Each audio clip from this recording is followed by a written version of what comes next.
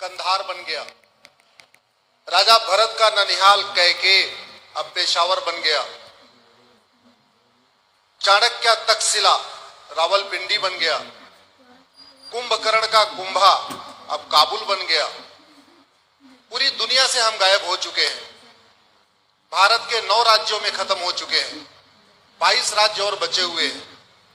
और अभी भी महाराज जी, अगर ये जो 5 कानून हैं और जो संविधान सम्मत है, संविधान में है ये, हम कोई रॉकेट साइंस की मांग नहीं कर रहे हैं, हम तो कह रहे हैं संविधान को लागू कर दो।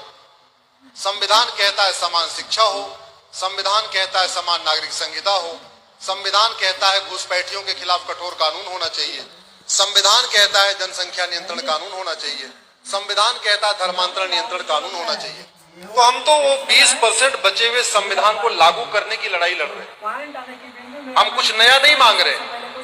और आप महाराज जी, संविधान जैसा आपने हमें खुद ही बताया, संविधान 2 शब्दों से मिलकर बना है, समधन विधान। समधन विधान बराबर संविधान। ऐसा विधान जो सबके लिए समान रूप से लागू हो, उसको कहते हैं संविधान। लेकिन दुर्भाग्यवश आप जरा देखिए, पाकिस्तान के अल्पसंख्यक कहते हैं हमको बराबर अधिकार दे दो, भारत का बहुसंख्यक कह रहा हमको बराबर अधिकार दे दो। पाकिस्तान का अल्पसंख्यक कहता है धर्मांतरण विरोधी कानून बनाओ, भारत का बहुसंख्यक कह रहा है धर्मांतरण विरोधी कानून बनाओ। पाकिस्तान का अल्पसंख्यक कहता है हमारे मंदिरों को सरकारी कंट्रोल से मुक्त कर दो, भारत का बहुसंख्यक कह रहा है सरकारी हमारे मंदिरों को सरकारी कंट्रोल से मुक्त कर दो।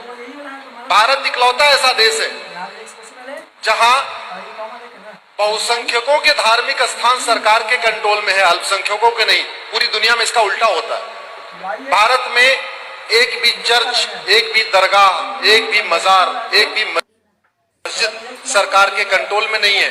4 लाख मंदिर सरकार के कंट्रोल में है। वही लड़ाई हम सुप्रीम कोर्ट में लड़ रहे हैं। हम सुप्रीम कोर्ट में कह रहे हैं समान नागरिक संहिता लागू करो। हम सुप्रीम कोर्ट में कह रहे हैं विवाह की सबकी उम्र समान करो। हम सुप्रीम कोर्ट